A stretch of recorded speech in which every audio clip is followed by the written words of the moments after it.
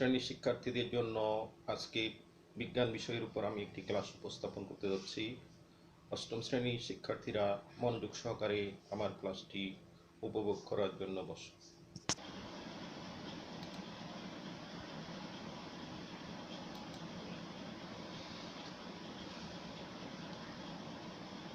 আজকের ক্লাসে সবাইকে স্বাগতম।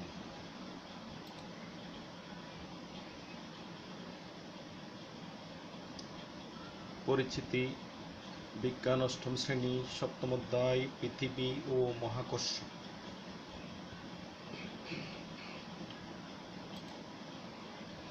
নিচের ছবিগুলো লক্ষ্য করো।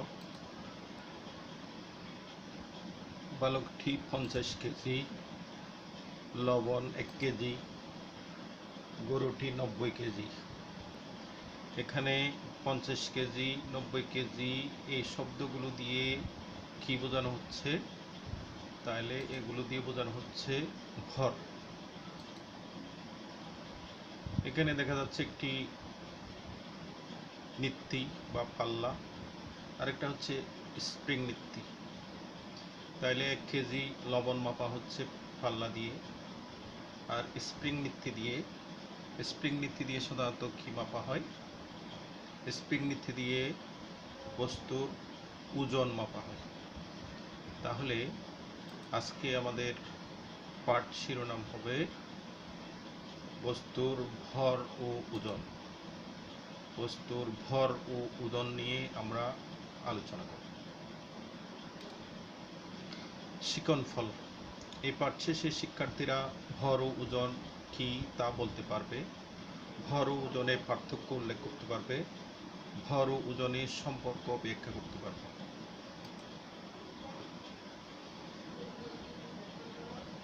চলো আমরা চাঁদের দেশ থেকে ঘুরে আসি।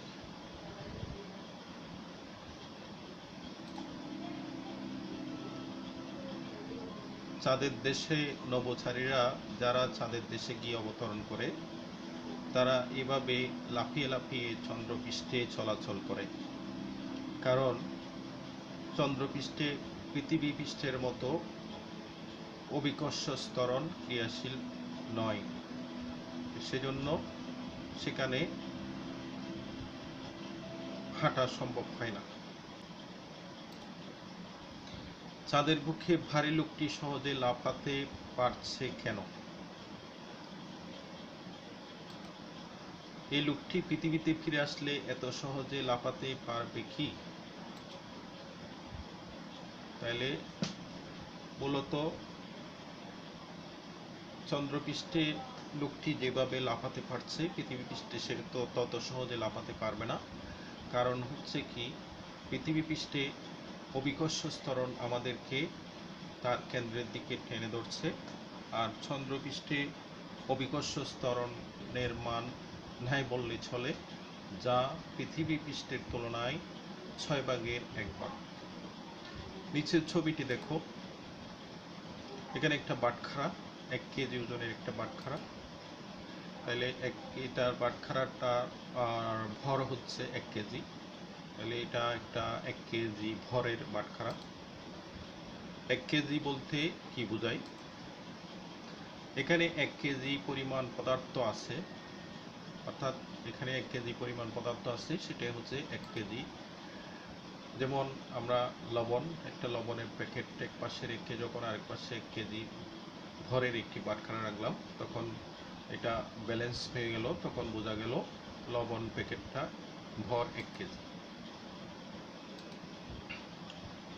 তারপর এটা একটা ডিজিটাল নীতি। এই ডিজিটাল নীতির সাহায্যেও আমরা বস্তুর ভর মাপি। তাহলে এই যন্ত্রগুলো দিয়ে আমরা ডিজিটাল নীতি এবং নীতি দিয়ে আমরা সাধারণত বস্তুর ভর মেপে থাকি। তাহলে আমরা আরেকটা ভিডিও দেখি। এখানে একটা বল উপরের দিকে নিক্ষেপ করা হচ্ছে, সেটা সাথে সাথে আবার নিচে চলে আসছে। তাহলে সাথে সাথে বলটি নিচে চলে আসার কারণ কি? সাথে সাথে বলটি নিচে চলে আসার কারণ হচ্ছে পৃথিবী পৃষ্ঠ বলটিকে একটি নির্দিষ্ট বল দ্বারা টানতেছে এই বলটা উপর থেকে, বলটির উপর কোনো বল কাজ করছে কি? তাহলে বলটির উপর কোন ধরনের বল কাজ করছে? তাহলে বলটির উপর পৃথিবীর কেন্দ্রের একটা আকর্ষণ বল কাজ করছে। বলটির উপর এই অভিকর্ষ বলকে কি বলা হয়? বল অর্থাৎ ওজন বস্তুটিকে কোন দিকে টানছে? বল অর্থাৎ ওজন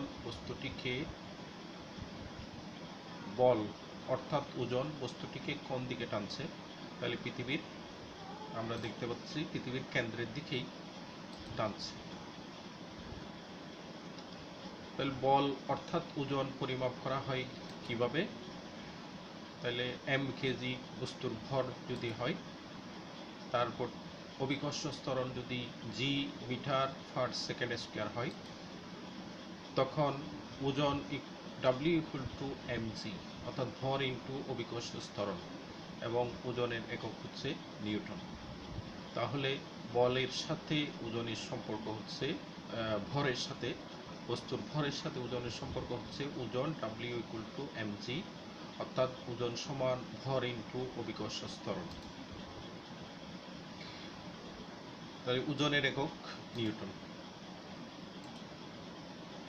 এই যন্ত্রের সাহায্যে সাধারণত কি পরিমাপ করা যায়? তাহলে এই যন্ত্রের সাহায্যে বস্তুর ওজন পরিমাপ করা যায়। এই যন্ত্রটির নাম স্প্রিং ভিত্তিক। তাহলে এই যন্ত্রটির সাহায্যে আমরা কি পরিমাপ করতে পারি বস্তুর ওজন? যন্ত্রটির নাম কি? স্প্রিং ভিত্তিক। স্প্রিং নীতির সাহায্যে কোনো বস্তুর ভর পরিমাপ করা যাবে কি? তাহলে যেহেতু এটা কোনো বস্তুর উপর পৃথিবীর আকর্ষণ বলের উপর ভিত্তি করেই স্প্রিং নীতিটা তৈরি, সেজন্য এটা দিয়ে আমরা ওজন পরিমাপ করতে পারবো। তাহলে ওজনকে যদি আমরা অভিকর্ষ ত্বরণ দ্বারা ভাগ করি, তখন আমরা বস্তুর ভর পাব। পৃথিবীর বিভিন্ন অঞ্চলে বস্তুর ওজন কি একই থাকবে? পৃথিবীর আকৃতি থেকে আমরা দেখতে পাচ্ছি পৃথিবীর কেন্দ্র থেকে পরিধি পর্যন্ত দূরত্ব বিষুবীয় অঞ্চলে বেশি, ক্রান্তীয় অঞ্চলে আরেকটু কম, এবং মেরু অঞ্চলে সবচেয়ে কম। তাহলে সেজন্য পৃথিবীর পৃষ্ঠের সাথে পৃথিবীর কেন্দ্রের আকর্ষণ বল ক্রমান্বয়ে বিষুবীয় অঞ্চলে সবচেয়ে কম, ক্রান্তীয় অঞ্চলে আরেকটু বেশি, এবং মেরু অঞ্চলে সবচেয়ে বেশি। তাহলে আমরা দেখি একটা দৃষ্টান্ত দেখি। যেমন একজন বালক যদি সাইকেল নিয়ে বিষুবীয় অঞ্চলে চলাফেরা করে, বিষুবীয় অঞ্চলে অবস্থান করে, তখন তার ওজন 391 নিউটন। আবার সে যদি ক্রান্তীয় অঞ্চলে চলে যায়,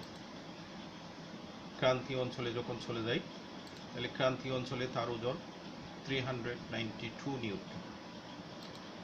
তারপর যদি সে মেরু অঞ্চলে চলে যায়, মেরু অঞ্চলে তার ওজন 393 নিউটন। তার মানে বিষুবীয় অঞ্চলে অভিকর্ষ ত্বরণের মান তুলনামূলকভাবে কম হওয়ার কারণে ওজন একটু কম, ক্রান্তীয় অঞ্চলে একটু বেশি, আবার মেরু অঞ্চলে সবচেয়ে বেশি। সে যদি পৃথিবীর কেন্দ্রে চলে যায়, তখন তার ওজন হয়ে যাবে 0, কারণ সেখানে অভিকর্ষ ত্বরণ হচ্ছে 0। আবার সে যদি পৃথিবী পৃষ্ঠের উপর কোনো পাহাড়ের উপর উঠে যায়, যেমন পৃথিবীর পৃষ্ঠের উপর ধরলাম পৃথিবীর উপর একটা পাহাড়, উঁচু পাহাড়, সেই উঁচু পাহাড়ের শীর্ষে যদি চলে যায়, সেখানে অভিকর্ষ ত্বরণ আরও কমে যাবে, অর্থাৎ পৃথিবী পৃষ্ঠের তুলনায় এখানে অভিকর্ষ ত্বরণের মান কমে যাবে। তখন সেখানে তার ওজন পৃথিবী পৃষ্ঠের যে কোনো স্থানের তুলনায় তার ওজন কম, তার ওজন হবে তখন 389 নিউটন। অর্থাৎ তাহলে আমরা বুঝতে পারছি পৃথিবীর কেন্দ্র থেকে পৃথিবী পৃষ্ঠের দূরত্ব যেখানে বেশি, সেখানে অভিকর্ষ ত্বরণ কম, যেখানে দূরত্ব কম, সেখানে অভিকর্ষ ত্বরণ বেশি। তাহলে দূরত্ব বাড়ার সাথে সাথে পৃথিবীর কেন্দ্র থেকেও দূরত্ব বাড়ার সাথে সাথে অভিকর্ষ ত্বরণের মান কমতে থাকে। পৃথিবীর বিভিন্ন অঞ্চলে একই ভরের বস্তুর ওজন বিভিন্ন হয় কেন? তাইলে সেই উত্তরটাই আমরা এতক্ষণ পেলাম। বস্তুর ওজন কি বস্তুর নিজস্ব ধর্ম? বস্তুর ওজন, তাহলে বস্তুর কিন্তু নিজস্ব ধর্ম নয়। বস্তুর ওজন হচ্ছে বস্তুটির উপর পৃথিবীর আকর্ষণ বল। এখন আমরা যেই বালকটার ওজন ক্রান্তি অঞ্চলে 392 নিউটন পেলাম, সেই বালকটিকে যদি চন্দ্রপৃষ্ঠে পাঠিয়ে দিই তাহলে সেখানে কিন্তু তার ওজন আরও কমে যাবে। অর্থাৎ পৃথিবী পৃষ্ঠের যে ওজন ছিল তার হবে 6/1 6/1 ওজন চন্দ্রপৃষ্ঠে হবে, কারণ চন্দ্রপৃষ্ঠে অভিকর্ষ ত্বরণের মান পৃথিবী পৃষ্ঠের 6/1 এখানে আমরা একটা স্প্রিং নীতি দেখতে পাচ্ছি, যেটা ভারী বস্তু মাপার জন্য, বিশেষ করে লোহা এবং লোহা জাতীয় জিনিস খুব ভারী 1 টন 2 টন জিনিস মাপার জন্য পরিমাপ করা স্প্রিং নীতিটা ব্যবহার করা হয়। তাহলে এই স্প্রিং নীতির সাহায্যে আমরা স্প্রিং নীতির সাহায্যে একটি বস্তুর ওজন মাপা হচ্ছে। স্প্রিং নীতিটির যত ভারী বস্তু এখানে ঝুলিয়ে রাখা হবে তাহলে স্প্রিংয়ের দৈর্ঘ্য বাড়তে থাকবে। কোনো নির্দিষ্ট স্থানে বস্তুর ভর ও ওজনের মধ্যে কি সম্পর্ক? তাহলে আমরা একটু আগেই সূত্র জেনেছিলাম। বস্তুর ভর ও ওজনের মধ্যে সম্পর্ক হচ্ছে বস্তুর ওজন W = ভর ইন্টু অভিকর্ষ ত্বরণ, অর্থাৎ W = mg। তাহলে কোনো নির্দিষ্ট স্থানে বস্তুর ওজন ভরের সমানুপাতিক, অর্থাৎ বস্তুর ওজন যদি বাড়তে থাকে ভরও বাড়বে, ভর বাড়তে থাকলে ওজনও বাড়বে। অর্থাৎ কোনো নির্দিষ্ট স্থানে বস্তুর ওজন ভরের সমানুপাতিক, কিন্তু স্থান ভিন্ন ভিন্ন হলে তার আর সমানুপাতিক থাকবে না, কারণ স্থান বিশেষে স্থানের পরিবর্তনের সাথে সাথে বস্তুর ওজনের পরিবর্তন হয়ে থাকে।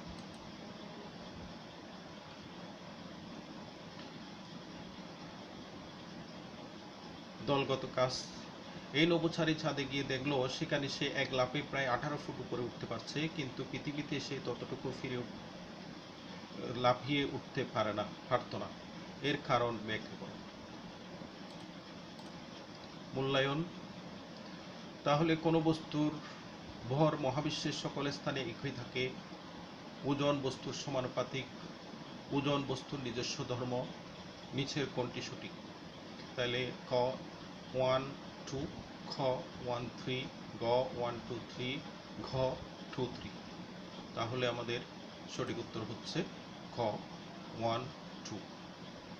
ওজন বস্তুর নিজস্ব ধর্ম নয়, কারণ ওজন হচ্ছে বস্তুর উপর পৃথিবীর আকর্ষণ বল। তারপর চাঁদে 10 কেজি বস্তুর ওজন কত হবে? চাঁদে 10 কেজি বস্তুর ওজন, তাহলে আমরা তো জানি পৃথিবী পৃষ্ঠে 10 কেজি বস্তুর ওজন হবে 98 নিউটন, অর্থাৎ 9.8কে 10 দ্বারা গুণ করলে 98 নিউটন, আর চাঁদে হবে তার 6/1 সেই হিসাবে এটা হচ্ছে 16.3 নিউটন। বাড়ির কাজ। বিষুবীয়, ক্রান্তীয়, মেরু অঞ্চলে বস্তুর ওজন ভিন্ন ভিন্ন হয় কেন? ব্যাখ্যা করো। তাহলে বিষুবীয়, ক্রান্তীয়, মেরু অঞ্চলে বস্তুর ওজন ভিন্ন ভিন্ন হওয়ার কারণটা তোমরা ব্যাখ্যা সহ খাতায় লিখবে। আশা করি তোমরা এতক্ষণ এই আলোচনা থেকে বুঝতে পেরেছ ভর ও ওজন কি, তারপর ভর ও ওজনের পার্থক্য, ভর ও ওজনের পার্থক্য সম্পর্কে তোমাদের আইডিয়া হয়েছে। সেই সম্পর্কে এই 3টি প্রশ্নের উত্তর তোমরা খাতায় লিখবে। খুদা হাফেজ। আজকের ক্লাসে মনোযোগ সহকারে অংশগ্রহণ করার জন্য সবাইকে ধন্যবাদ জানাচ্ছি। আজকের মতো বিদায় নিচ্ছি। খুদা হাফেজ।